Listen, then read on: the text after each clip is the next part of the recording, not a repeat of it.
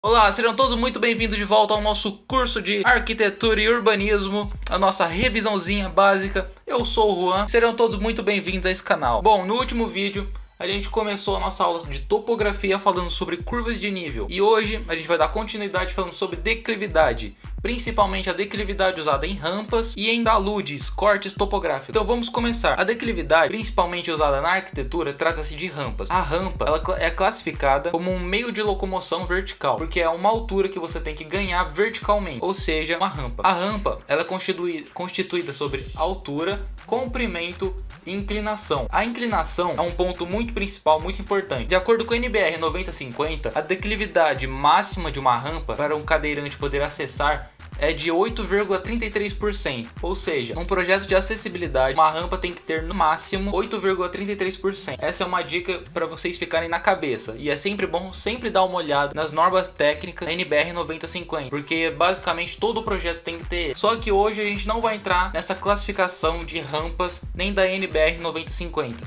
Vamos simplesmente saber calcular a rampa para poder descobrir a inclinação, confirmar a inclinação e descobrir o comprimento caso não tenha. Então vamos lá, vamos usar nossos 3 exemplos aqui para começar o nosso exercício. Calcule a declividade para os casos abaixo. Qual a distância horizontal, o DH, qual a distância vertical, o DV, e qual a distância inclinada, ou a inclinação.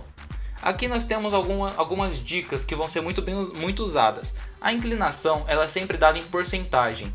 Então isso é uma dica que você deve começar desde o começo, sempre colocando a porcentagem. Porque numa rampa, por exemplo, num desenho técnico de rampa, ele é bem simples de se fazer. Você vai ter um retângulo, você vai ter um retângulo, você vai ter um guarda-corpo, você vai ter a guia de balizamento, que é um degrau a mais dos dois lados da rampa, que é para o cadeirante ele não bater, não desviar, não cair para fora da rampa. E você vai ter no meio da guia de balizamento ou um corrimão ou um guarda-corpo, simplesmente assim. E dentro da rampa você vai ter uma seta indicando qual a subida, qual a linha de subida, qual a origem da rampa. E você sempre vai ter a inclinação dada. Então, por exemplo, vamos usar a inclinação da 9050. 8,33%. Nunca 8,33 metros, 8,33 centímetros. Sempre porcentagem. Então essa é o desenho de rampa de acordo com as normas técnicas. Então vamos começar aqui. A inclinação sempre dada em porcentagem. E para descobrir a inclinação, o exercício ele tem que dar o DV, que seria a distância vertical, vezes 100 dividido pela distância horizontal, ou o comprimento.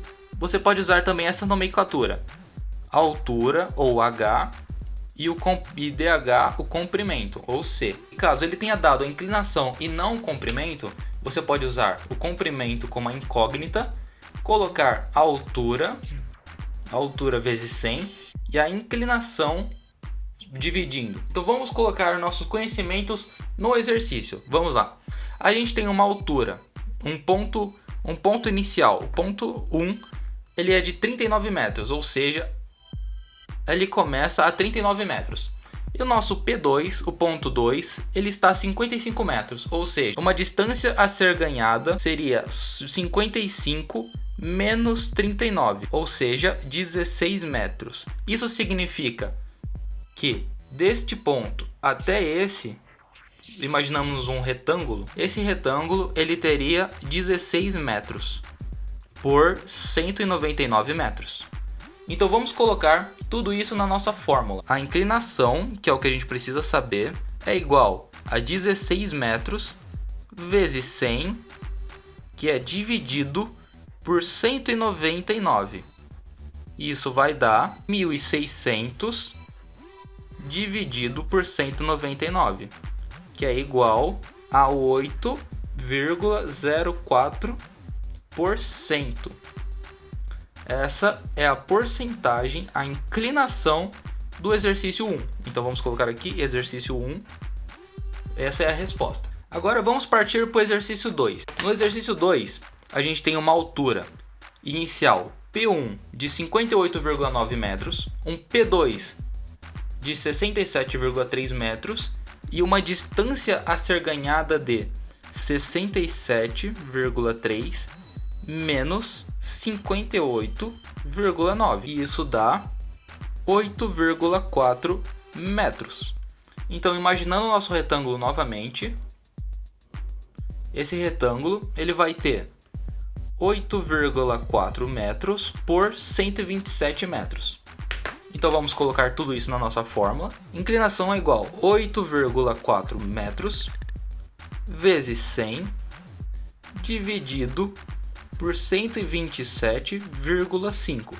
E isso vai dar 840 dividido por 127, com um resultado de 6,58%. Então o resultado do exercício 2 é esse.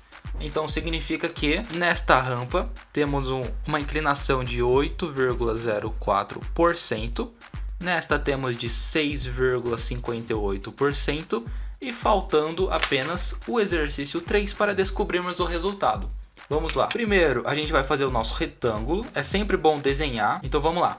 No P1 a gente tem uma altura de 38 metros e no P2 uma altura de 157 metros, dando uma altura total de 119 metros. Colocando tudo isso na nossa fórmula, vamos ter 119 vezes 100 dividido por 89 metros. Ou seja, vamos ter 11.900 dividido por 89, dando um resultado de 133,70%. Bom, de acordo com o desenho, temos uma rampa bem inclinada e de acordo com o nosso cálculo, confirmamos que a nossa inclinação sim é elevada. Então vamos colocar aqui 133,70%. Bom, no começo do vídeo eu falei que a gente conseguiria descobrir a inclinação e confirmar a inclinação, caso a gente não tivesse o comprimento.